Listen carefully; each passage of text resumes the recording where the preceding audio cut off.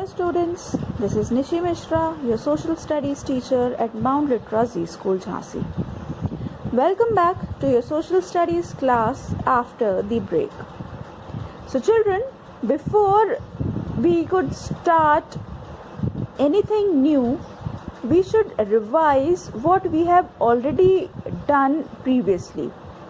We were on the second chapter of history. You might have forgotten during this break, so let me revise that we were discussing the second chapter of history from trade to territory. And in this video, we are only going to revise what we have previously discussed.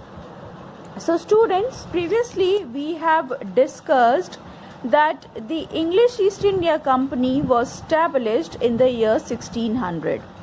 The Dutch East India Company was established in 1602. The French East India Company was established in the year 1664. The main objective of the English East India Company was to maintain monopoly of trade in India. And with this objective only, they came to India. The British uprooted the Dutch from India in 1759. The reason was that the English East India Company wanted to maintain a monopoly. They never wanted any competitor for their trade. Now, after the Dutch, they also fought with the British. Now, what were the main reasons behind the rivalry between the British and the French? The first reason is that the trade interest clashed in South India. Means the products into which the English East India Company wanted to trade, the French East India Company was already dealing into those products. The second one was that the Britain and the France, they were already fighting in Europe. So these were the major two factors because of which the French and the British East India Company fought. The Anglo-French Wars, also known as the Carnatic Wars, and there were three Carnatic Wars that were fought between the British East India Company and the French East India Company. The first Carnatic War started in 1744 and ended in 1748.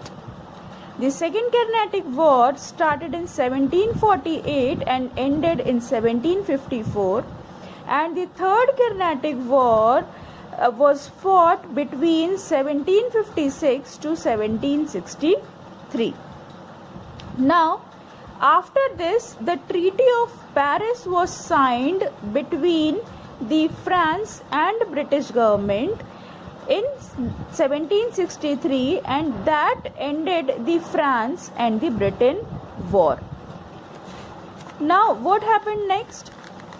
In 1717, the Mughal emperor granted free trade in Bengal, Bihar and Orissa. The free trade was given to English East India Company.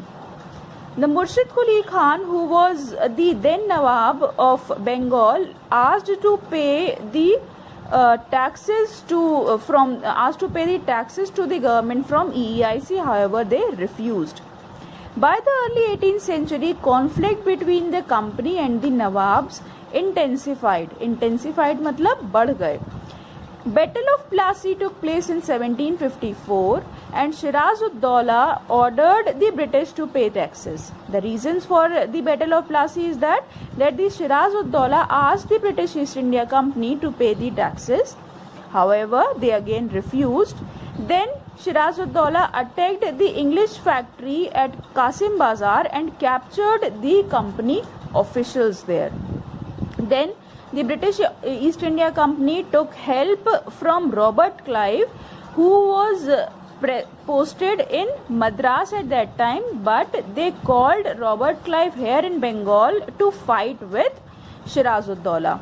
So Robert Clive plotted with Mir Zafar. Now Mir Zafar was the commander-in-chief of Shiraz-ud-Dawla. So they plotted against the Shiraz-ud-Dawla and attacked on him, and as a result Shiraz was defeated and killed. Mir Zafar, as he was already promised by the Britishers that will become the new Nawab of Bengal, Mir Zafar became the new Nawab of Bengal, and in return he paid large sum of money and the zamindari of 24 parganas. Parganas matlab villages. Parganas and the right to free trade to English East India Company. After the Battle of Plassey, the company also had a right to collect the revenue, right? तो यानी कि जितने भी बंगाल में revenue collect करने का system था, that was also given to the English East India Company. The dual system of government was introduced by Robert Clive in Bengal in 1772. So this is we have discussed till now. In my next video we are going to discuss about the Battle of Buxar. Thank you so much for today.